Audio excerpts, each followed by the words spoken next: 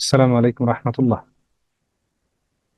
বিসমিল্লাহ, আলহামদুলিল্লাহ, ওয়া রাসূলিল্লাহ ওয়া আলিহি ওয়া সাহবিহি আজমাইন। আল্লাহুম্মা আল্লিমনা বিমা ইয়ানফা'না ওয়ানফা'না বিমা আল্লামতানা ওয়া জিদনা ইলমা। যে আশা করি আমার সাউন্ডটা শোনা যাচ্ছে। রব্বি ইশরাহ লি সাদরি ওয়া ইয়াসসির লি আমরি ওয়াহলুল উকদাতাম মিন লিসানি ইয়াফকাহু কাওলি। প্রথমেই আল্লাহ রাব্বুল আলামিনের কাছে শুকরিয়া আদায় করি, যিনি আমাদেরকে সুস্থ রেখেছেন। কারণ সুস্থতা হলো সবচেয়ে বড় নিয়ামত। এই জন্য আমরা আল্লাহ রাব্বুল আলামিনের শুকরিয়া আদায় করি, আলহামদুলিল্লাহ। এবং আল্লাহ রাব্বুল আলামিনের প্রতি আমরা কৃতজ্ঞ যে তিনি তার দিনের ব্যাপারে চিন্তা করার জন্য আমাদেরকে তিনি অন্য সমস্ত কিছু থেকে ফ্রি করেছেন। এটাও আল্লাহ তাআলার একটি বড় নিয়ামত, এই জামানায় অন্তত, যখন মানুষ নানান ব্যস্ততায় আল্লাহ স্মরণ থেকে গাফেল। সেই সময়ে আল্লাহ রাব্বুল আলামিন আমাদেরকে তার দিনের বিভিন্ন বিষয় নিয়ে আমাদের চিন্তা করার এবং কথা বলার তৌফিক দিয়েছেন। এজন্য আল্লাহর কাছে আমি আবার শুকরিয়া আদায় করি, আলহামদুলিল্লাহ। অতঃপর শুকরিয়া আদায় করি তাওহীদ ফার্স্ট ফাউন্ডেশনের সম্মানিত চেয়ারম্যান স্যার মাহমুদুল হক এবং তার সহধর্মিণী সিদ্দিকা আক্তার ম্যামের, যাদের অক্লান্ত প্রচেষ্টায় আজকের এই তাওহীদ ফার্স্ট ফাউন্ডেশনের এগিয়ে চলা, এবং তাদের সার্বক্ষণিক চিন্তা যে কিভাবে মুসলমানদের সন্তানরা সঠিক দিনটা যেন তারা পায় এবং সঠিক শিক্ষাটা তারা কিভাবে পেতে পারে, এই ব্যাপারেই তারা সারাক্ষণ প্রচেষ্টা চালিয়ে যাচ্ছেন। আল্লাহ তাআলা তাদের এই প্রচেষ্টাকে কবুল করুন।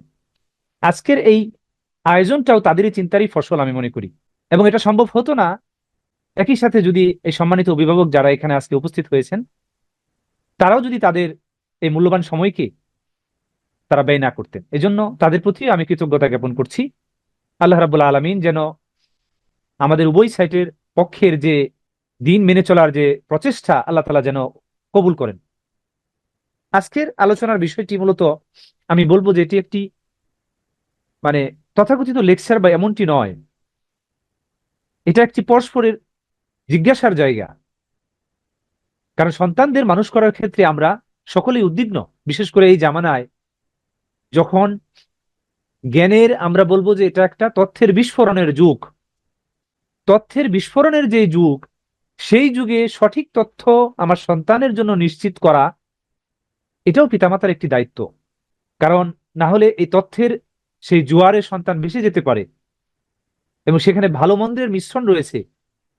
সঠিক কোথা থেকে আমি আমার সন্তানকে সঠিক নলেজটা কোন জায়গায় দিলে আমার সন্তান ইসলামের সত্যিকার বাণী সে গ্রহণ করতে পারবে, সেই প্রচেষ্টা মা বাবার পক্ষ থেকে থাকবে প্রথমে। কারণ সন্তান এখনো অবুঝ, তাদের ভালো মন্দের অনেক সময় মাপকাঠি এখনো তাদের কাছে নেই। এই জন্য বাবা মার সেটা দায়িত্ব। তা আজকের আলোচনাটা মূলত সেই কেন্দ্রিক যে কিভাবে আমরা আমাদের সন্তানদের জন্য, বিশেষ করে যারা আমরা আমাদের সন্তানদেরকে দিনের জ্ঞানে গুণান্বিত করতে চাই, মানে সঠিক ইসলামিক জ্ঞানের আলেম হিসেবে যাদেরকে আমরা গড়ে তুলতে চাই, যে সন্তানদেরকে, সেই সন্তানদের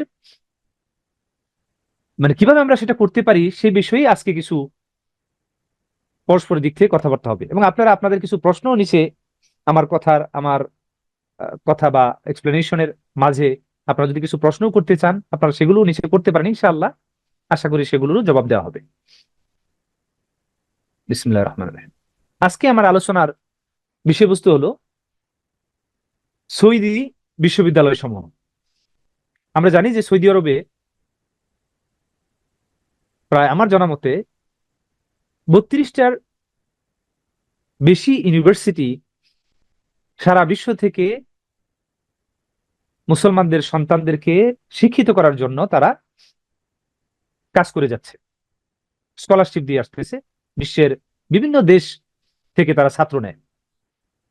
কিছু ইউনিভার্সিটিতে বহির্বিশ্বের ছাত্র সংখ্যা বেশি, এবং কিছু ইউনিভার্সিটিতে কম তুলনামূলক। আমরা দেখতে পাই যে সকল ইউনিভার্সিটি বহির্বিশ্বের ছাত্র বেশি নেয় বা যে সকল ইউনিভার্সিটিতে অংশগ্রহণ করে, সেই ইউনিভার্সিটিগুলোই মানে মানুষের কাছে বেশি পরিচিত। যেমন মদিনা ইসলামিক ইউনিভার্সিটি, এটার নামই সবাই শুনে থাকে। তাছাড়াও সৌদি আরবে আরো অনেক ইউনিভার্সিটি রয়েছে যেগুলোর নাম মানে তুলনামূলক কম শোনা যায়। বেশি শোনা যায় এরকম কিছু ইউনিভার্সিটি হলো যেমন উম্মুল কুরা ইউনিভার্সিটি, যেটি রয়েছে মক্কায়, এবং রয়েছে কিং আব্দুল আজিজ ইউনিভার্সিটি, যেটি রয়েছে জেদ্দায়, মক্কার কাছাকাছি, মদিনা থেকে প্রায় 500 বা 450 কিলোমিটার দূরবর্তী হবে মোটামুটি। তারপরে রয়েছে কিং সাউদ ইউনিভার্সিটি রিয়াদে, তাবুক ইউনিভার্সিটি আর অন্যান্য ইউনিভার্সিটি, এরকম প্রায় 32টি ইউনিভার্সিটি আলহামদুলিল্লাহ, যারা মুসলিম সন্তানদেরকে দিনের সঠিক জ্ঞান শিক্ষা দেওয়ার জন্য কাজ করে যাচ্ছে, নিরলস প্রচেষ্টা। আজকে আমরা সেই ইউনিভার্সিটিগুলোর পরিচয়, সেখানকার শিক্ষা ব্যবস্থা, ছাত্ররা সেখানে তারা কিভাবে জ্ঞান অর্জন করে, এবং সেই ইউনিভার্সিটিগুলোতে ভর্তি করানোর জন্য আমার সন্তানের জন্য আমার কি করণীয়, এবং সেখানকার ভর্তি প্রক্রিয়াগুলোই বা কেমন, এগুলো নিয়ে অল্প কিছু কথা বলার চেষ্টা করব ইনশাআল্লাহ। ইসলামী শিক্ষার গুরুত্ব আমি প্রায়ই বলে থাকি যে আমার সন্তানকে দিনের আলেম বানানোর জন্য সর্বপ্রথম আমার ভিতরে যে অনুভূতিটা আসা দরকার সেটি হলো ইসলামী শিক্ষার গুরুত্ব। এই কথাটা বারবার আসতেছে এই জন্য যে এখন তথ্যের বিস্ফোরণের যুগ, জ্ঞানের বিভিন্ন শাখা, জ্ঞানের শাখা প্রশাখা এত বেশি, ফলে আমরা নিজেরাই কনফিউজড হয়ে যাই যে আমার সন্তানের জন্য কোন শিক্ষা সবচেয়ে ভালো হবে। দুনিয়াবী শিক্ষা রয়েছে আর দিনের শিক্ষা রয়েছে, যদিও দিনের শিক্ষাও দুনিয়াবী শিক্ষার ভিতরেই পড়ে, মানে দুনিয়াবী কাজকর্ম সেটা দিয়ে করা যায়। আমরা অনেক সময় এটা একটা ভুল ধারণা যে ইসলামী শিক্ষাটা মনে হয় সমস্ত কিছু মানে শুধু পরকালের বিষয় নিয়ে আলোচনা হয়, বিষয়টা তা নয়।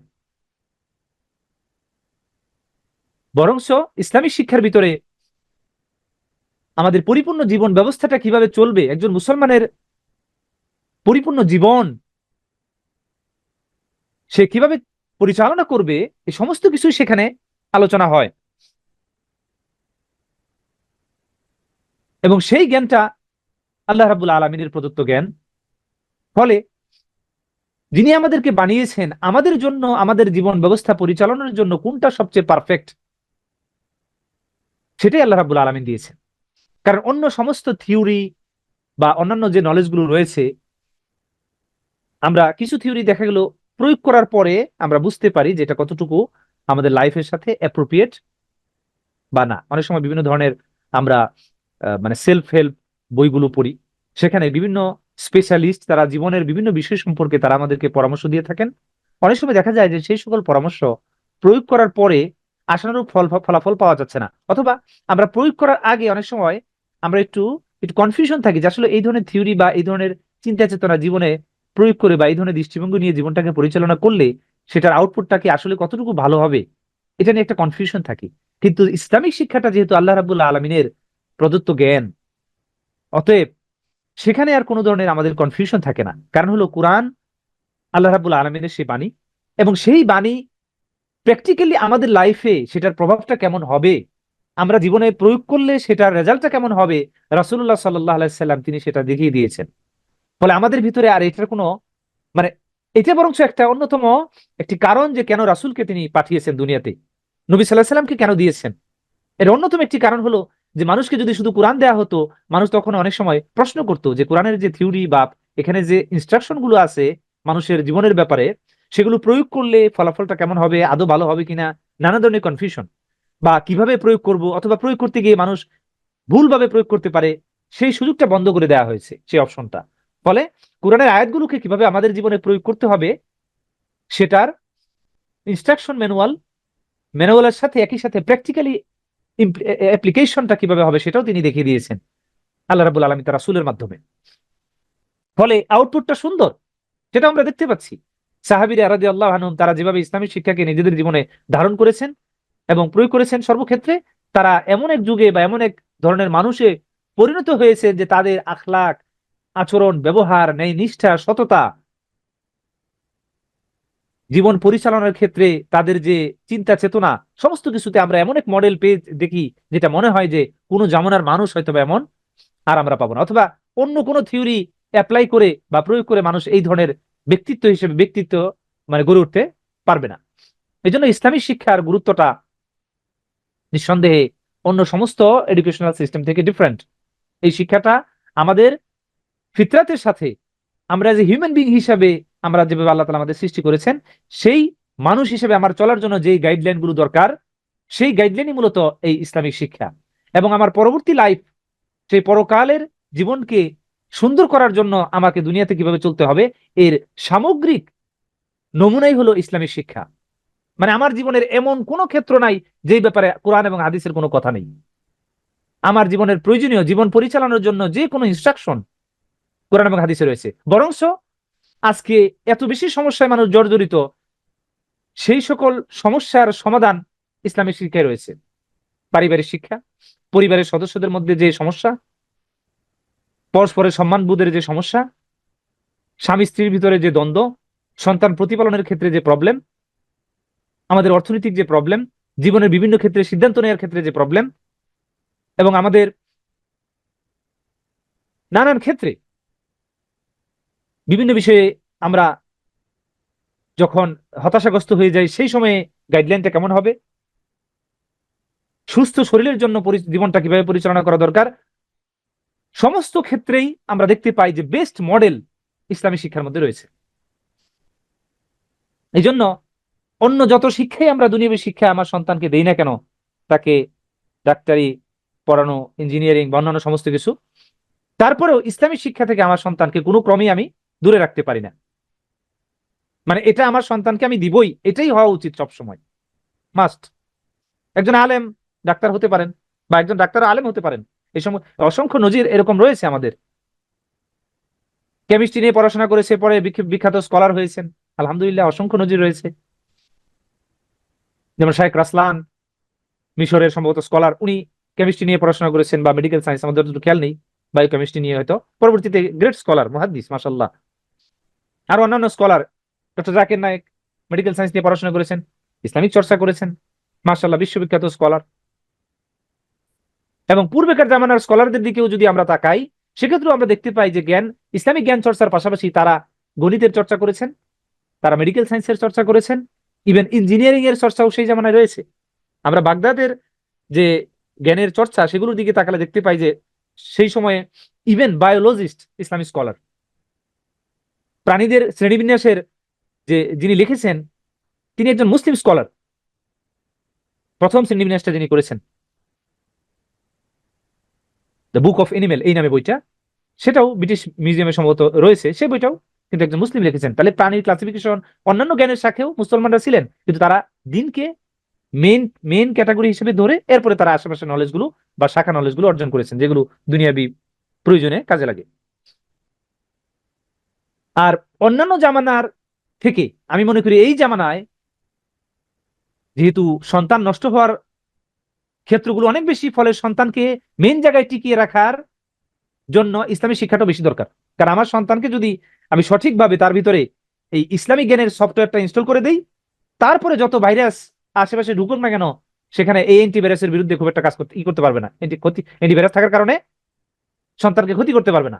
এখানে অ্যান্টিভাইরাসটা হলো এই ইসলামিক শিক্ষা, যেটা বিভিন্ন ধরনের যে ডিস্টর্টেড থিঙ্কিং, যেগুলো অনলাইনে ছড়িয়ে ছিটে রয়েছে, বিভিন্ন ধরনের বিকৃত চিন্তা, এই ইসলামিক শিক্ষার এই অ্যান্টিবায়োটিক থাকার কারণে পরবর্তীতে সেই বিকৃত চিন্তাগুলো আর ক্ষতি করতে পারবে না। এই জন্য সন্তানকে প্রথমে এই চিকিৎসাটা দেওয়া দরকার। সন্তানদের আলেম হিসেবে গড়ে তোলার গুরুত্ব আমার কথার ভিতরে চলে আসছে অনেকটা, এবং আমি এর আগেও এই কথাটা বলেছি যে আলেম হিসেবে সন্তানদেরকে গড়ে তোলা কেন জরুরি। কারণ এই জামানায় সঠিক ইসলামের শিক্ষা ধারণ করে আছে এমন একজন আলেমের প্রয়োজনীয়তা অনস্বীকার্য। কারণ হলো সমাজে ভুল ধারণা এবং বিভ্রান্তি এগুলো অধিক বেশি ছড়িয়ে ছিটিয়ে আছে। আগেকার জামানায় একটা জিনিস, একটা মিস ইনফরমেশন মানুষের কাছে পৌঁছতো অনেক দেরিতে, কোন একটা অঞ্চলে নির্দিষ্ট জায়গায় সীমাবদ্ধ ছিল। আর এখন একটা মিস ইনফরমেশন, ইসলামের বিরুদ্ধে একটা মানে ভুল তথ্য সেকেন্ডের ভিতরে সারা ওয়ার্ল্ড ওয়াইড ছড়ায় যায়। পৃথিবীটা যেন একটা গ্রামের মতো এখন হয়ে গেছে। এই গ্লোবালাইজেশনের এই যুগে এখন সমস্ত কিছু ছড়িয়ে যাচ্ছে সেকেন্ডের ভিতরে, ফলে ক্ষতির জায়গাটা খুব দ্রুতই ঘটে যাচ্ছে। একটা মিস ইনফরমেশন ছড়ায় যাওয়ার কারণে ক্ষতিটা খুব দ্রুত হয়ে যাচ্ছে। ফলে এই ভুল ধারণা এবং বিভ্রান্তি এই দূর করার জন্য বর্তমান যুগে ইসলাম সম্পর্কে সঠিক ব্যাখ্যা তুলে ধরার জন্য একজন কুরআন এবং সুন্নাহর নির্ভেজাল ব্যাখ্যা করতে পারেন এমন আলেমের প্রয়োজন। এবং এখনকার জামানায় প্রযুক্তি যত উন্নত হচ্ছে, আস্তে আস্তে আমাদের বিভিন্ন সমস্যাও বা নতুন নতুন সমস্যার সৃষ্টি হচ্ছে, যেগুলো আগে আমরা কল্পনাও করতাম না। সাইকোলজিক্যাল বিভিন্ন ধরনের ডিজিজ, ইভেন এমন এমন মনস্তাত্ত্বিক রোগ দেখা দিচ্ছে যেগুলো আগের জামানায় ছিল না। মানুষের চিন্তার ভিতরে এমন বিকৃতি দেখা যাচ্ছে যেগুলো হয়তোবা পূর্বেকার জামানায় ছিল না। তার ফলে এই আধুনিক যে সকল সমস্যার সৃষ্টি হচ্ছে, সেগুলো সমাধান দেওয়ার জন্য একজন আলেমের প্রয়োজন, যিনি ইসলাম সম্পর্কে সঠিক জ্ঞান ধারণ করেন। ফলে ইসলামের জ্ঞানের মাধ্যমে সেই এই আধুনিক এই সমস্যাগুলো সে সমাধান জানাবে। ইসলামের মূলনীতিগুলোকে সে অনুসরণ করে সমাজের বিরাজমান সমস্যাগুলোকে সে সমাধান করার গাইডলাইন তুলে ধরবে। আর এটা কেবল একজন ইসলাম সম্পর্কে সঠিক যে জ্ঞান অর্জন করেছে এরকম একজন আলেমের দ্বারাই সম্ভব। এবং আমরা দেখতে পাই বিভিন্ন মানুষের দ্বারা, অল্প জ্ঞানী মানুষ অথবা সামান্য পড়াশোনা করেছে এরকম মানুষ দ্বারা সমাজে ইসলামের এমন চিত্র ফুটে উঠেছে যেটা সত্যিকার অর্থে ইসলামের চিত্র নয়। এই জায়গাটাই গুরুত্বপূর্ণ ভূমিকা রাখতে পারেন একজন আলেম, কারণ মিডিয়া এখন বিভিন্ন ভাবে অপব্যাখ্যার মাধ্যমে ইসলামের ভুল চিত্র তুলে ধরছে। তাহলে একজন আলেম সঠিক যে জ্ঞান ধারণ করেন, তিনি শান্তিপূর্ণ এবং যে মানবিক দিকগুলো রয়েছে ইসলামের, ইসলাম যে একটি শান্তিপূর্ণ ধর্ম, এটা যে এগ্রেসিভ না, এই সমস্ত কিছু তিনি তুলে ধরবেন। সঠিক ইসলামের চিত্র যে ইসলাম শান্তিপূর্ণ ধর্ম, এটা মানুষের দয়ার কথা বলে, রহমতের কথা বলে, পরস্পর ভালোবাসার কথা বলে, সমাজে অভাব দূরীকরণের কথা বলে, অসহায়ের পাশে দাঁড়ানোর কথা বলে, মানুষের সমস্যায় এগিয়ে যাওয়ার কথা বলে। ইসলামের যে সুন্দর আচরণগুলো রয়েছে, সুন্দর দৃশ্যগুলো রয়েছে, সুন্দর শিক্ষাগুলো রয়েছে, একজন আলেম যিনি পড়াশোনা করবেন রাসূলের শিক্ষা, কোরআন এবং হাদিসের সঠিক ব্যাখ্যা, তিনি মানুষের মাঝে সেগুলো তুলে ধরবেন। এজন্য সন্তানকে আলেম হিসেবে গড়ে তোলার প্রয়োজনীয়তা অনস্বীকার্য।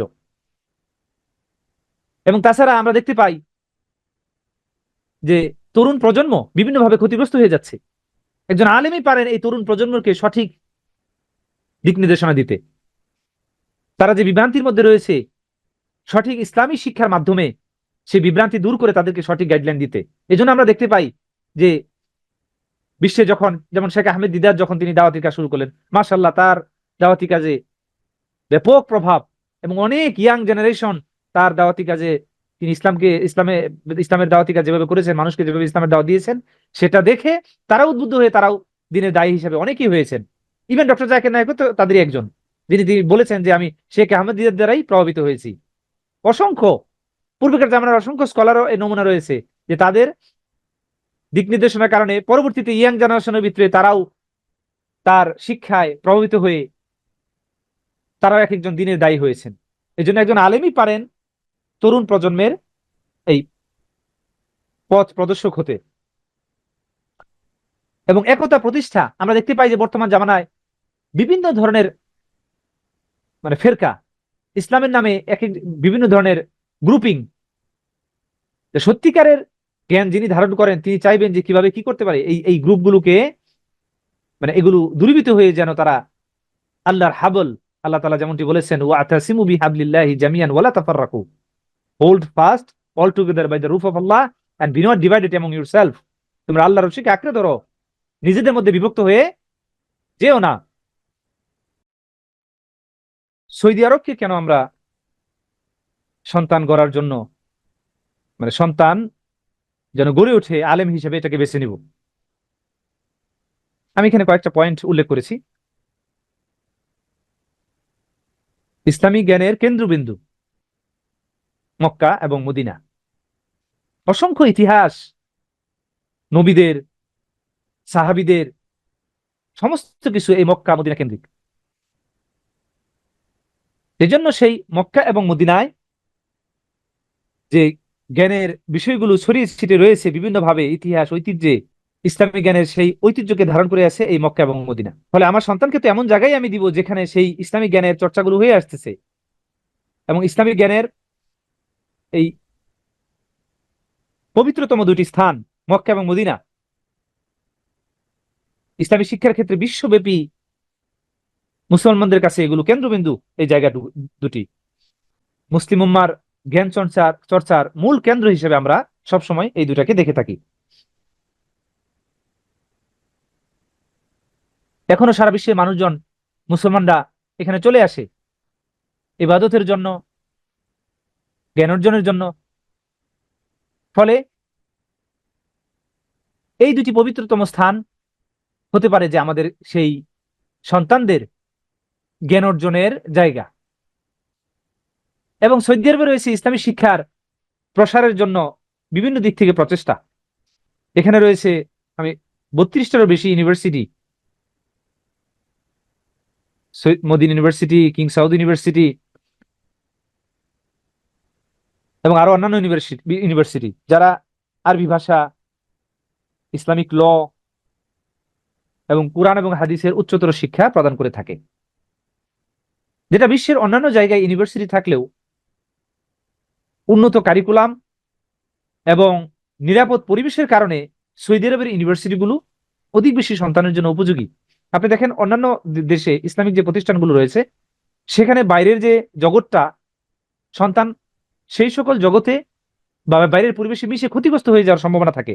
কিন্তু সৌদি আরবের মধ্যে অন্তত অশ্লীলতা সেখানে যে নাই তা নয়, কিন্তু তুলনামূলক অন্য জায়গা থেকে কম। বিশেষ করে মদিনার ভিতরে অন্তত সে এমন ভাবে চলতে পারবে না বা এমন জীবনযাপন করতে পারবে না যেটা অন্যান্য দেশে সম্ভব। এখানে প্রকাশ্য অ্যাটলিস্ট সেই অশ্লীলতাটা প্রকাশ্যে নেই। ফলে বাহ্যিক পরিবেশ দ্বারা খুব প্রভাবিত হয়ে সন্তান ক্ষতি হওয়ার সম্ভাবনাটা অন্তত সৌদি আরবে কম। কারণ এখানে ইসলামী শিক্ষার উচ্চতর শিক্ষা প্রদান করার জন্য যে ইউনিভার্সিটিগুলো রয়েছে এবং আশেপাশের পরিবেশটাও সেই অনুসারে অ্যাপ্রোপ্রিয়েট।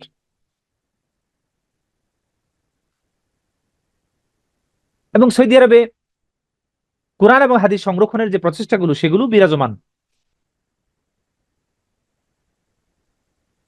আমরা জানি যে সৌদি আরবে রয়েছে কিং ফাহাদ কোরআন প্রিন্টিং কমপ্লেক্স। বিশ্বের প্রায় অধিকাংশ ভাষায়, বা সংখ্যাটা আমার এই মুহূর্তে খেয়াল নেই যে কতটা ভাষায় তারা কোরআনকে অনুবাদ করে থাকে এবং সেগুলো প্রিন্ট করে সারা বিশ্বব্যাপী ছড়াইয়া দেয়। হাজি সাহেবরা গেলেই তারা নিয়ে আসে। তা কোরআন সংরক্ষণের জন্য এবং প্রচারের জন্য তারা নিরলস কাজ করে যাচ্ছে। এবং সৌদি আরবের অসংখ্য গবেষণা প্রতিষ্ঠান, কোরআন এবং হাদিসের গবেষণা প্রতিষ্ঠান, তারা নিরলস কাজ করে যাচ্ছে। এই জন্য কোরআন এবং হাদিস সংরক্ষণ এবং গবেষণার স্থান এই সৌদি আরব। ফলে আমার সন্তানকে তো আমি সেই জায়গায় পাঠাবো যেখানে এগুলো নিয়ে গবেষণা হয়, হাদিস নিয়ে গবেষণা, কোরআন নিয়ে গবেষণা, সমসাময়িক বিষয়গুলো নিয়ে গবেষণা। বিভিন্ন গবেষণা অর্গানাইজেশন যারা কাজ করে যাচ্ছে নিরলস ভাবে ইসলামের সঠিক শিক্ষাকে সারা বিশ্বব্যাপী মানুষের কাছে ছড়িয়ে দেওয়ার জন্য।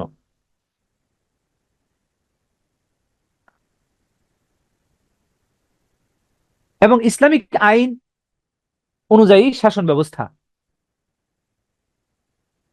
প্র্যাকটিক্যাল মডেল যদি দেখতে চাই আমার সন্তান হয়তো বা অন্য দেশে পড়বে কিন্তু প্র্যাকটিক্যাল মডেল দেখতে পারবে না। সৌদি আরবে গেলে সে প্র্যাকটিক্যাল দেখতে পারবে ইসলামিক শাসন ব্যবস্থার ঘাটতি তো ঘাটতি সব জায়গায় রয়েছে, কিন্তু অ্যাটলিস্ট তাদের চেষ্টা রয়েছে যে ইসলামিক আইন অনুসারে তারা তাদের রাষ্ট্র পরিচালনা করে। পর্দার বিষয়টা দেখলে সন্তানকে সেখানে পাঠালে তারা দেখবে যে মা বোনরা কিভাবে পর্দা করে এবং সত্যিকার আলেমদের চাল চলন কেমন হয়, তাদের পোশাক পরিচ্ছদ, কথা বলার ধরন কেমন হয়, এই সন্তান কাছ থেকে দেখতে পারবে এই ইসলামী জ্ঞানের এই কেন্দ্রবিন্দু এই সৌদি আরবে। ফলে সত্যিকারের ইসলামিক শিক্ষাটা কিভাবে সমাজে বা ইসলামিক আইন অনুসারে সমাজ কিভাবে পরিচালিত হয় সেটা দেখার জন্য পারফেক্ট জায়গা হলো সৌদি আরব।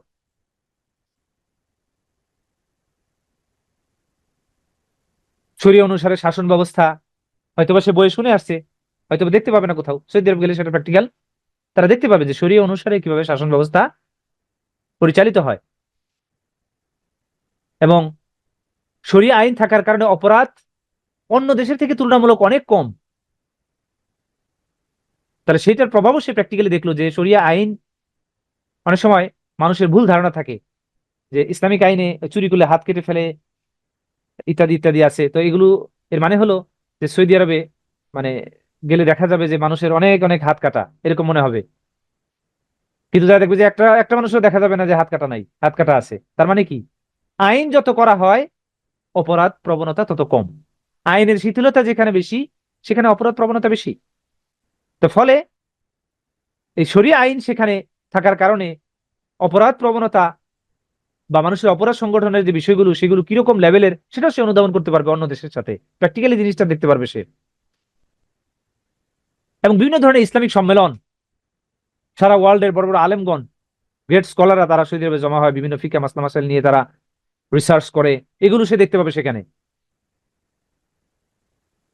সারা বিশ্বের বিভিন্ন কালচারের স্টুডেন্টরা সেখানে আসে, বিভিন্ন চিন্তা চেতনা মানুষ, এই সমস্ত ডাইভার্সিটি এবং জ্ঞানের যে একটা জগৎ, ইসলামিক জ্ঞানের চর্চার একটা জগৎ, সেটার সে নমুনা এই সৌদি আরব গেলে সে দেখতে পাবে।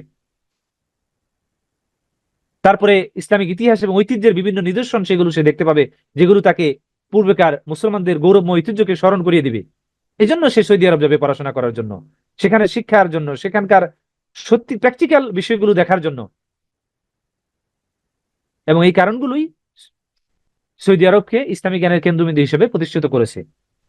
কারণ বইয়ের মধ্যে যা লেখা থাকবে ব্যবহারিকভাবে সে দেখতে পাবে। বদরের যুদ্ধের কথা সে বইয়ে পড়েছে, ব্যবহারিকভাবে সে বদরের যুদ্ধের প্রান্ত দেখবে, সেখানে সাহাবীদের নাম লেখা আছে, কারা কারা শহীদ হয়েছে। একইভাবে উহুদের যুদ্ধে কারা কারা শহীদ হয়েছে, উহুদের প্রান্ত। প্র্যাকটিক্যালি যখন বাস্তবের সাথে সে বইয়ের কথাকে দেখবে, এটা তার জ্ঞানকে বেশি মানে জ্ঞানের সাথে, তথ্যের সাথে প্র্যাকটিক্যালি রিলেশন বেশি ডেভেলপ করবে।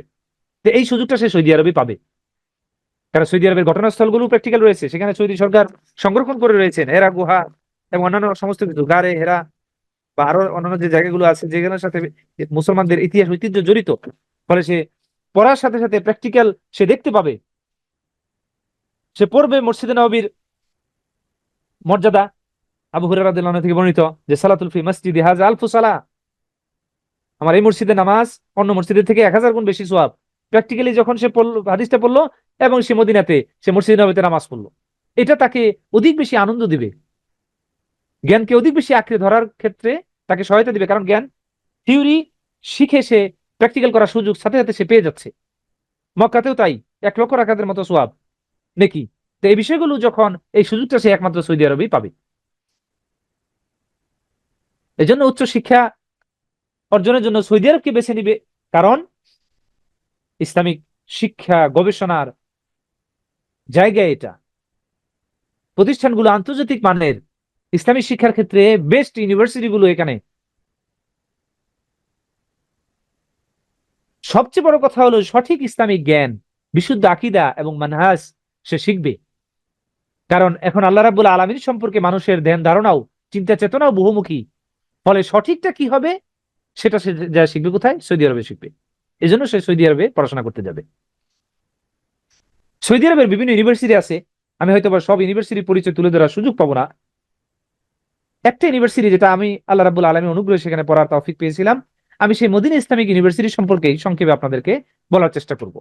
আমি মদিনা ইউনিভার্সিটির সুযোগ সুবিধা কি আছে সেই সব দিকে না গিয়ে আমি শুধু এখানে এলমি কি সুযোগ সুবিধাগুলো এখানকার ছাত্ররা পেয়ে থাকে আমি সেগুলোই আপনাদেরকে বলার চেষ্টা করব। আপনারা জানবেন যে মদিনা ইসলামিক ইউনিভার্সিটি এটা সৌদি আরবের বিখ্যাত নগরী মদিনাতেই অবস্থিত, রাসূলের শহর মদিনাতু রাসূলিল্লাহ, রাসূলের সেই শহরের অবস্থিত, মুসলমানদের সেই প্রাণকেন্দ্র।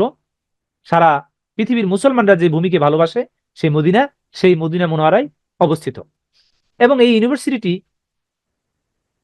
1961 সালে এটি প্রতিষ্ঠিত হয়। বর্তমানে প্রায় 170টি দেশের শিক্ষার্থী এই ইউনিভার্সিটিতে পড়াশোনা করে, যেখানে প্রায় 50টার অধিক ভাষায় ছাত্ররা কথা বলে। এক আশ্চর্যজনক পরিবেশ। আমার মনে হয় সৌদি আরবের যতগুলো ইউনিভার্সিটি রয়েছে তার থেকে বহির্বিশ্বের ছাত্ররা এই ইউনিভার্সিটিতে সবচেয়ে বেশি পড়ে। ইভেন আশ্চর্যের বিষয়, আপনি মসজিদের এক কাতারে কমপক্ষে 100 দেশের বা 80-90টা দেশের ছাত্র দেখবেন যে এক কাতারের মধ্যে দাঁড়াইছে। আশ্চর্যজনক, সুবহানাল্লাহ। মানুষের মানে গায়ের রঙের কত ধরনের ডিফারেন্স, আল্লাহর সৃষ্টি কত ধরনের, মানুষের চিন্তা চেতনা কত রকমের। সবাই মুসলমান মাশাল্লাহ, গায়ের রং আলাদা, চেহারার আকৃতি ভিন্নতা, কিন্তু সবাই আল্লাহর দিনকে ভালোবাসে, আল্লাহকে ভালোবাসে, রাসূলকে ভালোবাসে। যে সেই এক পরিবেশ হলো এই মদিনা ইসলামিক ইউনিভার্সিটির।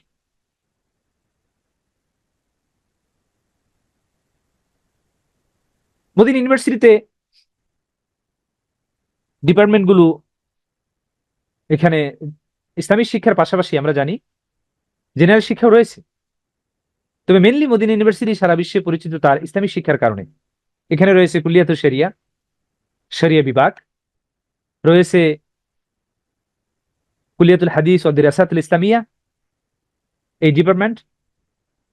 তারপরে রয়েছে উসুলুদ্দিন, দাওয়া উসুলুদ্দিন, দাওয়া ডিপার্টমেন্ট, কুলিয়াতুল লুগা আরাবিয়া, অ্যারাবিক ডিপার্টমেন্ট, কুলিয়াতুল কোরআন, কোরআন ডিপার্টমেন্ট, এবং পাশাপাশি মদিনা ইউনিভার্সিটি রয়েছে সায়েন্সের ডিপার্টমেন্ট।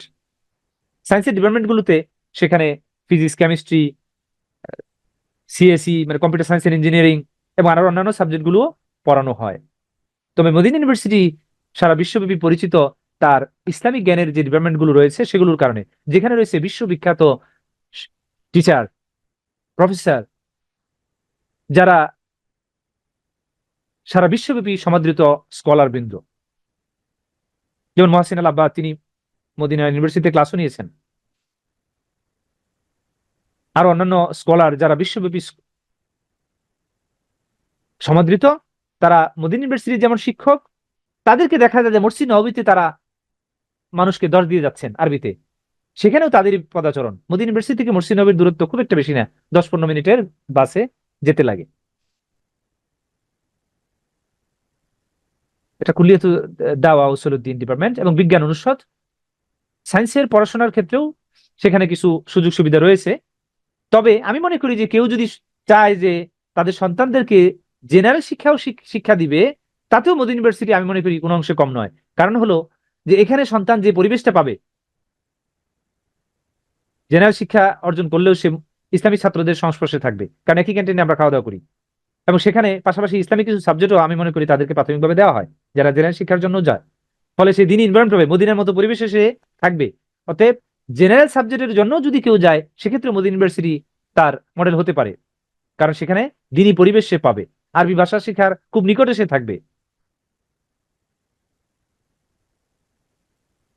মদিনা ইউনিভার্সিটির সুযোগ সুবিধার মধ্যে যদি আমরা বলি, সেখানে আমি সুযোগ সুবিধার মধ্যে বলবো তার কাঠামোগত যে সুযোগ সুবিধা, তার থেকে আমি বলবো যে সেখানে এলমি পরিবেশের যে সুযোগ সুবিধা, আন্তর্জাতিক মানের শিক্ষা মানে ক্লাস, এবং তার একাডেমিক ক্যাম্পাস, যেটা সত্যিকার অর্থে একজন তলেবে এলমের, একজন ইসলামিক ছাত্রের জ্ঞান অর্জনের জন্য যেমন পরিবেশ প্রয়োজন, তার সমস্ত কিছুর ব্যবস্থা মদিনা ইউনিভার্সিটি করে রেখেছে। ছাত্রের জন্য উন্নত পাঠাগার এবং লাইব্রেরির ভিতরে একজন ছাত্রের যত ধরনের সুবিধা প্রয়োজন, উন্নত সুবিধা, সেগুলো সবকিছুর ব্যবস্থা রয়েছে। একজন ছাত্র যদি মনে করে যে লাইব্রেরিতে সে আলাদা একটা রুমে সে পড়াশোনা করবে তার বইগুলো নিয়ে, এটা সম্ভব। লাইব্রেরিতে গিয়ে সে পার্সোনাল একটা রুম, সেটা চাবি তাকে দেওয়া হবে, সেখানে সে বই রেখে সে পড়াশোনা করবে, মানে সে তার পার্সোনাল স্পেস, তাকে কেউ সেখানে ডিস্টার্ব করবে না। অথবা কোনো বই সে চাচ্ছে যে এটা সে পিডিএফ করে বাইরে নিয়ে আসবে, সেটাও সম্ভব। এবং অত্যধিক উন্নত সুযোগ সুবিধা লাইব্রেরিতে, বই নেওয়ার জন্য কোনো ইয়ের প্রয়োজন হয় না, কাউকে বলার প্রয়োজন নেই। আপনি বই নেবেন, মেশিন আছে, মেশিন দিয়ে বই নিয়ে আসবেন, আবার বইও জমা দিয়ে দেবেন মেশিন দিয়ে, মেশিনের ভিতরে বই প্রবেশ করবেন, বাস। মানে লাইব্রেরিটা যেন আপনার নিজের, এমনটি ফিল হবে। মানে সারা দিন রাত যদি আপনি সেখানে থাকেন, আপনাকে ডিস্টার্ব করার কেউ নাই। এবং ইভেন সেখানে রয়েছে আলেমদের পড়াশোনার নমুনাও রয়েছে এখানে। যেমন আমাদের শেখ নাসিরউদ্দিন আলবানী রাহিমাহুল্লাহ, উনার লাইব্রেরিটাও কিন্তু তিনি মদিনা ইউনিভার্সিটিকে দান করেছেন। সেটাও মদিনা ইউনিভার্সিটির বর্তমানে কেন্দ্রীয় সেন্ট্রাল লাইব্রেরিতে তার সেই অংশটা রয়েছে। আমার খেয়াল নেই, নাহলে সেই ছবিটাও এখানে আমি দিতাম। যে একজন আলেম মাশাআল্লাহ, নাসিরউদ্দিন আলবানী, তার প্রায় 4,000-এর অধিক বই হবে, সেগুলোতে তিনি যে পড়েছেন, এগুলো প্রত্যেকটা বইয়ে তার দাগ রয়েছে। তিনি সেখানে তালিক করেছেন, কমেন্টস করেছেন, একটা নোট করেছেন বইয়ের মধ্যে, মানে এই বইগুলো তিনি পড়েছেন মাশাআল্লাহ। অনেক পড়ুয়া ব্যক্তি ছিলেন। তো যখন একজন ছাত্র কাছ থেকে এগুলো দেখে, একজন বিখ্যাত স্কলারের নাম সে পড়ে, বইয়ের মধ্যে পড়ে, তার লেখাগুলো সে পড়ে, পরবর্তীতে প্র্যাকটিক্যালি যখন তার বইগুলো কাছ থেকে দেখার সে সুযোগ পায়, এই ছাত্র কিন্তু জ্ঞানের প্রতি আরো বেশি উৎসাহী হয়। এজন্য ছাত্রকে উৎসাহ দেওয়ার জন্য যত ধরনের ফ্যাসিলিটি দেওয়া দরকার মদিনা ইউনিভার্সিটি সেই ব্যবস্থাগুলো করে রেখেছে। এবং লাইব্রেরির উপরে রয়েছে তার গবেষণাগার এবং আরো অন্যান্য সুযোগ সুবিধা।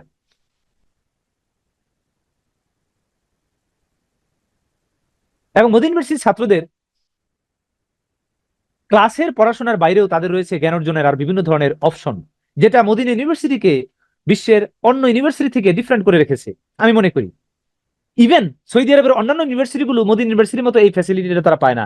কারণ হলো, যেমন উমুল কুরায় যারা পড়ে তারা মক্কাতে এসে সবসময় মসজিদ এই মক্কার কাবা ঘরে এসে নামাজ পড়া এবং সেখানের এলমি দর্শগুলোতে অংশগ্রহণ করা তাদের জন্য একটু কঠিন হয়ে যায়, কারণ একটু দূরত্ব বেশি। আর মদিনা ইউনিভার্সিটি এই সুবিধাটা বেশি, কারণ মসজিদ নববী আর মদিনা ইউনিভার্সিটি খুবই কাছাকাছি। ফলে মদিনা ইউনিভার্সিটির ছাত্ররা তারা প্রতিদিন মসজিদ নববীতে যাওয়ার সুযোগটা পায়। এবং মসজিদ নববীতে যে সকল বিশ্ববিখ্যাত স্কলাররা তারা নিয়মিত বিভিন্ন দার্স দিয়ে আসছেন সেগুলোতে অংশগ্রহণ করার সুযোগ পায়। ইভেন কোরআনের হালাকা রয়েছে সেখানে, আরো নানান শিক্ষা ব্যবস্থা। কারণ মসজিদ নববী টোটালটাই একটা ইউনিভার্সিটির মতো। এটা মসজিদ এবং একই সাথে এটা মসজিদ এবং একই সাথে এটা একটা গবেষণাগার এবং একটা বিশ্ববিদ্যালয়। মদিনা ইউনিভার্সিটির ছাত্ররা তাদের ক্লাসের বাইরেও মদিনা ইউনিভার্সিটির মসজিদগুলোতে, ইউনিভার্সিটির সেন্টারের ভিতরে যে মসজিদগুলো আছে সেগুলোতে বিভিন্ন ধরনের এলমি মহাদারা সেগুলোতে অংশগ্রহণ করার সুযোগ পায়, এলমি লেকচার। এবং একই সাথে তারা তাদের যখন ছুটি হয় ইউনিভার্সিটি, তখন তারা দূর দূরান্তে জ্ঞানের জন্য চলে যেতে পারে। সৌদি আরবে এই সুযোগটা ব্যাপক রয়েছে আলহামদুলিল্লাহ। বিভিন্ন ধরনের কোর্স, যেমন শেখ আব্দুল্লাহ বিন আব্দুর রহমান আল জিব্রিন রাহিমাহুল্লাহ, তার দাওরাত জিব্রিন নামক 6 দিন বা 7 দিনের বিভিন্ন ধরনের দাওরা পরিচালিত হয়। মদিনা ইউনিভার্সিটির ছাত্ররা তাদের যখন সেমিস্টারে ছুটি হয় সেখানে তারা চলে যায় জ্ঞান অর্জনের জন্য। এখানে যে দৃশ্যটা দেখা যাচ্ছে সেটা অধিকাংশ ছাত্ররা এখানে মদিনা ইউনিভার্সিটি বা আশেপাশে ইউনিভার্সিটি গুলো ছাত্র। তারপরে মদিনা ইউনিভার্সিটির ছাত্ররা চলে যায় শাইখ সালেহ আল উসাইমিন রাহিমাহুল্লাহ, উনার যে ফাউন্ডেশন মুআসসাসাতুল শাইখ উসাইমিন বুরাইদাতে, সেখানে চলে যায়। সেখানেও তারা ছাত্রদের জ্ঞান অর্জনের জন্য আলেমগণ যারা দুনিয়া থেকে চলে গেছেন তারা তাদের সেই জ্ঞান বিতরণের জায়গাটা তারা যেমনটি চালু রেখেছিলেন। তারা মারা যাওয়ার পরেও তাদের যে ছাত্র এবং তাদের শুভাকাঙ্ক্ষী তারাও কিন্তু সেই জ্ঞান অর্জনের সেই জায়গাটা এখনো চালু রেখেছে। ফলে এই সুযোগ সুবিধাগুলো প্রাতিষ্ঠানিক পড়াশোনার পাশাপাশি এক্সট্রা কারিকুলার যে শিক্ষা এবং সেখানেও বাইরে থেকে বিভিন্ন কোর্সে অংশগ্রহণ করে জ্ঞান অর্জনের যে সুযোগ সুবিধা, এটা কিন্তু এই সৌদি আরব ইউনিভার্সিটির স্টুডেন্টরা পেয়ে থাকে। এবং মসজিদে নববীতে এলেমের এক বিশাল ভান্ডার, এটা আমি বলবো। এটা জ্ঞান অর্জনের একটা একটা বিশাল ইউনিভার্সিটি। মদিনা ইউনিভার্সিটির ছাত্ররা প্রতিদিন শুক্রবারে 2 বেলা, আর নাহলে অন্য সময় আসর নামাজের পরে তারা চলে যায় মসজিদ নববীতে। সেখানে গিয়ে তারা ইলমি দর্সে অংশগ্রহণ করে। কারণ সারা বছরই কোনো না কোনো শায়েখের লেকচার অনবরত, যেমন কোনো সময় কোনো শায়েখ হয়তো বা সহিহ বুখারী ব্যাখ্যা করছেন, সহিহ মুসলিম অথবা আকীদার কোনো কিতাব ব্যাখ্যা করছেন, কন্টিনিউয়াসলি স্কলারদের এই দর্স চলতে থাকে। এক বিরল দৃশ্য, যেটা অন্য ইউনিভার্সিটির ছাত্ররা এই সুযোগটা খুব কমই পায়। এই জন্য অন্যান্য ইউনিভার্সিটির ছাত্ররা কিন্তু আফসোসটা করে যে আমরা মদিনা থাকলে হয়তো মসজিদ নববীর ভিতরে যে বিশ্ববিখ্যাত স্কলারগণ রয়েছেন যারা সেখানে নিয়মিত বিভিন্ন ইসলামিক লেকচার দিয়ে থাকেন, সেগুলোতে সারা বছর আমরা অংশগ্রহণ করার সুযোগ পেতাম। এই জন্য মদিনা ইউনিভার্সিটি অন্য ইউনিভার্সিটি থেকে সেখান থেকে আগায়া, কারণ তাদের ছাত্ররা এই সুযোগটা পেয়ে থাকে। এবং মসজিদ নববীতে রয়েছে কোরআনের হালাকা, সেখানে কোরআন শিখার এবং শোনানোর ব্যাপক ব্যবস্থা। আমি যেমনটি বলেছি যে এটা শুধু একটা মসজিদ নয়, এটা একটা গবেষণাগার এবং একই সাথে এটা একটা ইউনিভার্সিটি। আমি বলতেছিলাম মসজিদে নববীর এলমি পরিবেশ, সেখানে ইসলামিক জ্ঞানের পড়াশোনার পাশাপাশি মদিনা ইসলামী ইউনিভার্সিটির ছাত্ররা যেমন তাদের ইলমের বিভিন্ন শাখা সম্পর্কে জানার সুযোগ পায় এবং বিভিন্ন ইলমি মহাদারে অংশগ্রহণের সুযোগ পায়, একই সাথে সেখানে কোরআনকে শুদ্ধভাবে শিখা, কোরআন হেফজ করার এবং শোনানোর বিভিন্ন সুযোগ সুবিধা সেখানে রয়েছে। পাশাপাশি মতুনগুলো মুখস্থ করার, মতুনগুলো হলো যেগুলো ইসলামিক বিভিন্ন জ্ঞানের মানে মূল টেক্সট, এই মূল টেক্সট গুলো মুখস্থ করার জন্য মসজিদ নববীর পক্ষ থেকে বিভিন্ন ধরনের হালাকার ব্যবস্থা রয়েছে। এবং একই সাথে মসজিদে নববীতে যেটা মানে সবচেয়ে ভালো লাগার জায়গা, সেটা হলো তার সমৃদ্ধ লাইব্রেরি। বিশ্বের অন্যতম মানে সমৃদ্ধ একটি লাইব্রেরি ইসলামিক বিশেষ করে, সেটা হলো মসজিদ নববীর এই লাইব্রেরি, যেখানে সারাক্ষণ 24 আওয়ার্স যেটা খোলা থাকে, এবং আপনি যেই সময় যান না কেন কোনো না কোনো সময় দেখবেন কেউ না কেউ সেখানে পড়ছে। এবং সবচেয়ে মজার ব্যাপার হলো যে এখানে অধিকাংশ মানুষই যারা বসে পড়ছে তারা হয় মদিনা ইউনিভার্সিটির টিচার অথবা তারা মদিনা ইউনিভার্সিটির ছাত্র। কারণ সেখানে বেশিরভাগই বই হলো আরবিতে, যদিও ইংরেজি এবং বাংলা বা অন্যান্য ভাষা, উর্দু বা অন্যান্য ভাষার কিছু বই রয়েছে, সেগুলো সামান্য, তবে বেশিরভাগই আরবি বই। ফলে পড়াশোনা বেশিরভাগ সময় এখানে করে হয় মদিনা ইউনিভার্সিটির ডক্টরেট অথবা মাস্টার্সে যারা পড়াশোনা করছেন সেই সকল ভাইয়েরা। এবং এখানে জ্ঞানের ইসলামিক বইয়ের যে সংগ্রহশালা রয়েছে, যেটা বিশ্বের মানে অন্যতম একটি বড় সম্পদ আমি মনে করি মুসলমানদের, এই মসজিদে নববীর লাইব্রেরি। তাছাড়াও সৌদি আরবের ছাত্ররা এলেম অর্জনের জন্য বিশেষ করে যে সুবিধাটা এক্সট্রা আমি মনে করি পেয়ে থাকে, সেটা হলো এখানে ইসলামিক জ্ঞান অর্জনের জন্য সঠিক এবং পরিশুদ্ধ বা অথেন্টিক বই আমি বলবো। কারণ সৌদি আরবের বইগুলো প্রিন্টের কোয়ালিটি থেকেও যেমন সুন্দর এবং একই সাথে তথ্যবহুল। যে বইগুলো হয়তো বা অন্য দেশ থেকে কিনা একটু কঠিন, আমাদের দেশে বিশেষ করে বাংলাদেশে আরব বিশ্বের বইগুলো কিনা একটু কঠিন, এক্সপেন্সিভ, কিন্তু মসজিদ বিশেষ করে যারা সৌদি আরবের ইউনিভার্সিটি গুলো পড়ে তাদের কাছে এই বইগুলো খুবই সহজলভ্য। সহজলভ্য বলতে তারা ইজিলি তারা সেগুলো কেনার সুযোগ পেয়ে যায়। তাছাড়া ইউনিভার্সিটি গুলোতে আলহামদুলিল্লাহ সৌদি আরব ইউনিভার্সিটি গুলো ছাত্রদের বিভিন্ন ধরনের ফ্যাসিলিটি দিয়ে থাকে। তার মধ্যে একটা ফ্যাসিলিটি হলো তারা ছাত্রদের বই কেনার জন্য যে আলাদা টাকা, এটা কিন্তু ইউনিভার্সিটি বেয়ার করে। কারণ একটা ছাত্র যখন মদিনা ইউনিভার্সিটি সহ অন্যান্য ইউনিভার্সিটি গুলো পড়ে, তার ফুল ফ্রি স্কলারশিপ সে নিয়ে সেখানে পড়াশোনা করে, তার থাকা খাওয়া মানে বিনামূল্যে সে শিক্ষা ব্যবস্থার সুযোগটা সে পায়। মানে শিক্ষা টোটালি ফ্রি, তার টিউশন ফি দিতে হয় না, এবং তার থাকার জন্য যে ফ্যাসিলিটি সেটাও ফ্রি সম্পূর্ণ, এবং তার চিকিৎসা সেবা সে যে কোনো ধরনের মানে রোগে আক্রান্ত হোক না কেন সেটার চিকিৎসা সে ফ্রি পেয়ে থাকে। পরিবহন ফ্যাসিলিটি, নিজস্ব ট্রান্সপোর্টেশন ফ্যাসিলিটি সমস্ত ইউনিভার্সিটি রয়েছে। আর মদিনা ইউনিভার্সিটি ছাত্রদের জন্য স্পেশাল ট্রান্সপোর্টেশন ফ্যাসিলিটি রয়েছে মদিনা ইউনিভার্সিটি থেকে মসজিদ নববী পর্যন্ত, যেটা প্রতিদিনই প্রায় আসর থেকে আসর থেকে আপনার রাত এশা পর্যন্ত মানুষ ছাত্রদেরকে মসজিদ নববীতে আনা নেওয়া করে, শুক্রবারে 2 বেলা।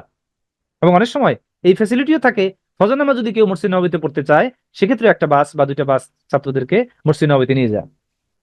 এখন আমি সংক্ষেপে মদিনা ইউনিভার্সিটির অনেক কথাবার্তায় সেখানে রয়ে গেছে, হয়তো আমি কিছু শুধু পড়ার যে সুযোগগুলো তারা পেয়ে থাকে জ্ঞান অর্জনের, যেগুলো খুবই সংক্ষিপ্তভাবে বললাম। তাছাড়া সবচেয়ে বড় যে জিনিসটা তারা পেয়ে থাকে ছাত্ররা, সেটা হলো সেখানে যেমন রয়েছে দক্ষ শিক্ষক প্যানেল, একই সাথে রয়েছে তার দক্ষ শিক্ষক প্যানেল, এবং তারা এক একজন উলামা আলেম। ফলে তাদের মুখের কথা এবং কাজের সাথে যখন স্টুডেন্টরা মিল দেখে, যে টিচার যা বলছেন তিনি নিজেও সেই আদর্শে চলেন, প্র্যাকটিক্যাল মডেল, এটা ছাত্রদেরকে বেশি অনুপ্রাণিত করে। মানে শিক্ষক যা বলেন ক্লাসে উনি নিজেও ব্যক্তিগতভাবে তিনি সেভাবেই তার লাইফকে লিড করেন, এবং সেই চিন্তা চেতনা সেই ধরনের আচার আচরণে তিনি নিজেকে ভূষিত করেছেন। ফলে এই সুযোগটা মদিনা ইউনিভার্সিটি সহ অন্যান্য ইউনিভার্সিটিগুলোতে সৌদি আরবে তারা পেয়ে থাকে, যে এই ধরনের মানে কওলুন এবং আমল, কথা এবং কাজে একই রকম এমন শিক্ষকদের দ্বারা তারা ক্লাস মানে বা শিক্ষা গ্রহণ করার সুযোগ তারা পেয়ে থাকে। আর মদিনা ইউনিভার্সিটি সহ সৌদি আরব ইউনিভার্সিটিগুলোতে আগে আলাদা আলাদা করে আবেদন করার সুযোগ ছিল, এখন মিনিস্ট্রি অফ এডুকেশনের আন্ডারে সেগুলোকে এক জায়গায় নেওয়া হয়েছে। মানে আপনি মিনিস্ট্রি অফ এডুকেশন একটা ওয়েবসাইট আছে যেটা আমি এখানে লিখেছি, স্টাডি ইন সৌদি বা আদ্রুস ফি সৌদি। এই ওয়েবসাইটের ভিতরে নির্দিষ্ট বছরের নির্দিষ্ট একটা সময়ে তারা একটা লিঙ্ক ওপেন করে, যেটা অ্যাপ্লিকেশন লিঙ্ক। সেখানে প্রায় 26টা বা 27টা ইউনিভার্সিটির লিস্ট থাকে, সেখান থেকে আপনি 5টা বা 6টা ইউনিভার্সিটি চয়েস করে আবেদন করতে পারবেন।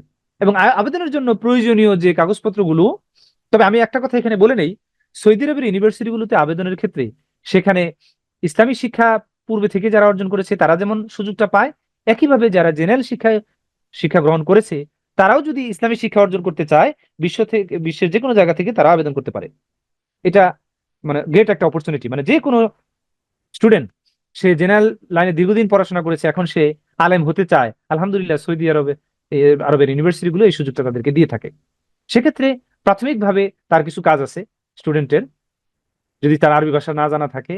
আগে আরবি ভাষা না জানলেও চলতো, ইউনিভার্সিটিতে আরবি ভাষা শেখার যে ইনস্টিটিউট রয়েছে, অ্যারাবিক ল্যাঙ্গুয়েজ ইনস্টিটিউট, সেই ইনস্টিটিউট, আমি এই স্লাইডটাই পাঠিয়ে দিব, একজন ম্যাম এখানে প্রশ্ন করেছেন লিঙ্কটা দেওয়ার জন্য, আমি স্লাইডটাই ম্যামকে দিয়ে দিব, সেখানে ইনশাল্লাহ আপনারা এই লিঙ্কটা পেয়ে যাবেন।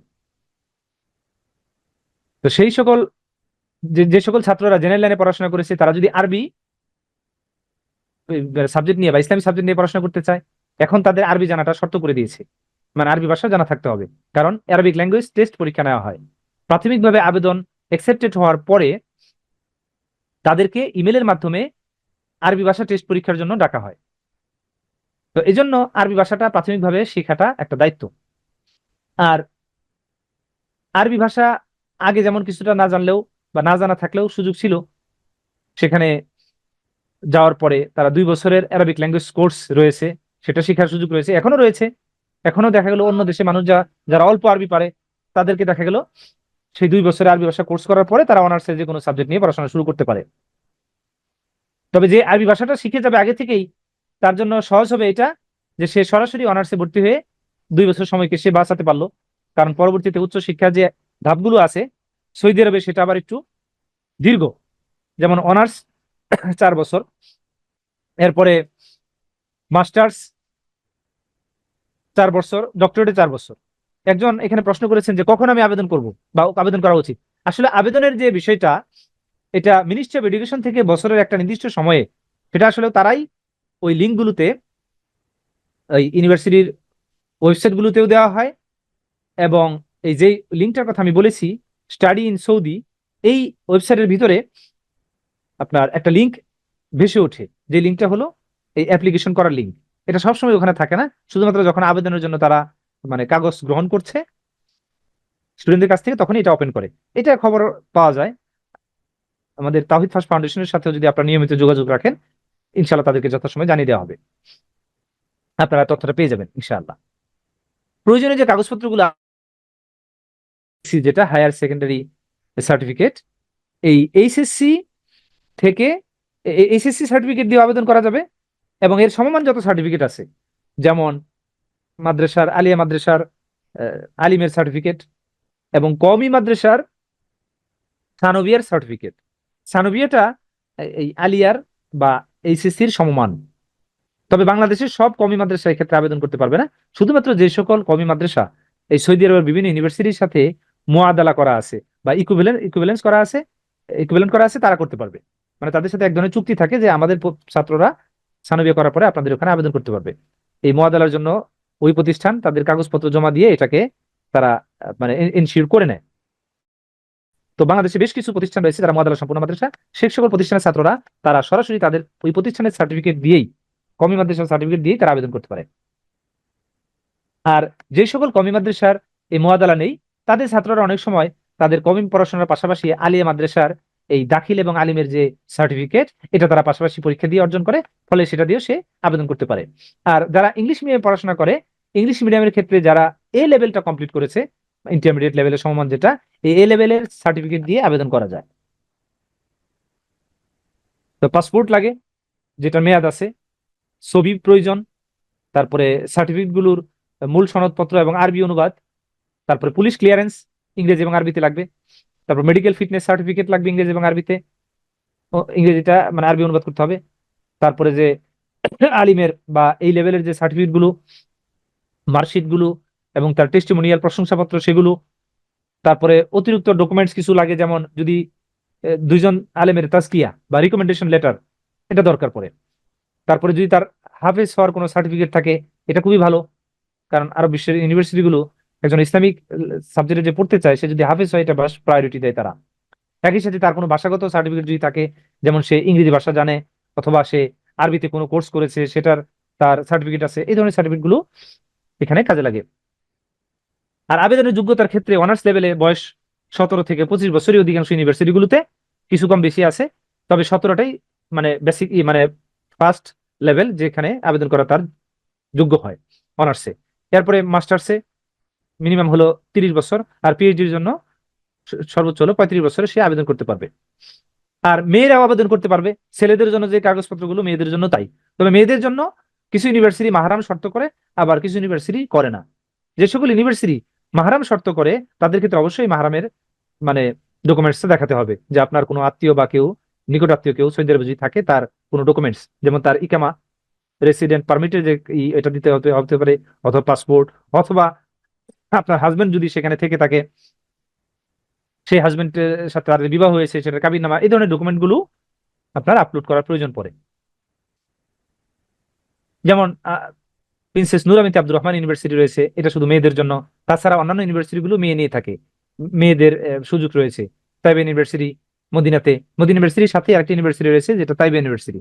তারা জেনারেল সাবজেক্ট গুলো যখন যেমন পড়াশোনার সুযোগ রয়েছে, একই সাথে সেখানে ইসলামিক সাবজেক্টেরও পড়ার সুযোগ রয়েছে, এবং সেখানে মেয়েরা আবেদন করতে পারে। আমার এখানে কিছু প্রশ্ন আসছে, আমি একটু প্রশ্নগুলো উত্তরও দিতে চাই, যেহেতু এগুলো ভর্তি সংক্রান্ত। How to guide my daughters in the right path when they are exposed to both sides. জাযাকাল্লাহ খাইর। আচ্ছা, এটা যে প্রশ্নটা, এটা ভিন্ন একটা বিষয়ে। আমি শুধু আজকে আমাদের এই আজকের সেমিনার টপিক রিলেটেড যে প্রশ্নগুলো, আমি এগুলো একটু উত্তর দেওয়ার চেষ্টা করবো ইনশাআল্লাহ। অনেক সময় গার্ডিয়ানদের একটা জানার বিষয় থাকে, যেখানে তারা জানতে চায় যে সৌদি আরবের ইউনিভার্সিটি পড়ার পরে তাদের ক্যারিয়ার নিয়ে একটা টেনশন থাকে। তারা মনে করেন যে আমাদের সন্তানরা অন্যান্য ইউনিভার্সিটি যেমন আমেরিকা, ইংল্যান্ডে পড়াশোনার ক্ষেত্রে তাদের একটা ক্যারিয়ারের বিষয় রয়েছে, সৌদি আরবের ইউনিভার্সিটিগুলো পড়ার ক্ষেত্রে পরবর্তী ক্যারিয়ার কি হয়। আমরা সেখানে আসলে সৌদি আরব ইউনিভার্সিটিগুলোতে ইসলামী শিক্ষার জন্য যারা যায়, তারা হলো মানে ওয়ারাসাতুল আম্বিয়া, সেই নবীদের ওয়ারিশ, তারা আলেম সমাজ। ফলে এটা তাদের মেইন পরিচয় যে তারা আল্লাহর পথে মানুষকে ডাকবে, এটাই তাদের কর্মজীবন। তাছাড়া এর পাশাপাশি আমি সৌদি আরব থেকে পড়াশোনা করে অনেকেই ইউনিভার্সিটির শিক্ষক প্রফেসর হয়েছেন, এই নমুনা আমাদের দেশেও রয়েছে। তাছাড়া বাংলাদেশে মদিনা ইউনিভার্সিটির সার্টিফিকেট বাংলাদেশে ইউজিসি থেকে এটাকে সমমান করা যায়। যদি সেখান থেকে অনার্স মাস্টার্স বা ডক্টরেট কেউ করে আসে, ইউজিসি সেটাকে অ্যাপ্রুভাল করে সমমানের সার্টিফিকেট দিয়ে দেয়। এবং আন্তর্জাতিক যে ইসলামিক প্রতিষ্ঠানগুলো আছে সেগুলোও চাকরি করার সুযোগ রয়েছে। আমাদের অনেক ভাইকে আমরা দেখেছি যে তারা বিভিন্ন এম্বাসিতেও তারা চাকরি করে। তারপরে ইসলামিক দাওয়া সেন্টার, ইউরোপ কান্ট্রির বিভিন্ন জায়গায় যে ইসলামিক দাওয়া সেন্টার গুলো রয়েছে, সেখানেও দায়ী হিসাবে কিন্তু এই মদিনা ইউনিভার্সিটি সহ সৌদি আরবের অন্যান্য ইউনিভার্সিটির ছাত্রগুলো তারা সেখানে দায়িত্ব পালন করে আসতেছে। এবং প্রশাসনিক দায়িত্বের ক্ষেত্রে যদি দেখি, বিভিন্ন ইসলামিক যে প্রতিষ্ঠানগুলো রয়েছে সেগুলো পরিচালনার দায়িত্ব কিন্তু বিশেষ করে এই ইসলামের ক্ষেত্রে সর্বোচ্চ ডিগ্রিধারী এই সৌদি আরবের ইউনিভার্সিটিগুলো ছাত্রগুলো তারাই পেয়ে থাকেন। আর শরিয়ার বিভিন্ন যে সেক্টরগুলো রয়েছে, যেমন শরিয়া ব্যাপারে যে কনসালটেন্সি বা অ্যাডভাইজার, এই সকল ব্যাপারেও কিন্তু মদিনা ইউনিভার্সিটির ছাত্ররা তাদের দক্ষতার সাথে এই জীবন পরিচালনা করে আসতেছে।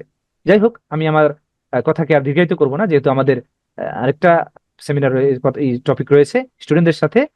সেখানে সবাইকে অংশগ্রহণ করার আহ্বান জানিয়ে আমার কথা এখানে শেষ করছি। সুবহানাকা আল্লাহুম্মা ওয়া বিহামদিকা আশহাদু আন লা ইলাহা ইল্লা আনতা ওয়া আস্তাগফিরুকা ওয়া আতুবু ইলাইক। আসসালামু আলাইকুম ওয়া রাহমাতুল্লাহি ওয়া বারাকাতুহু।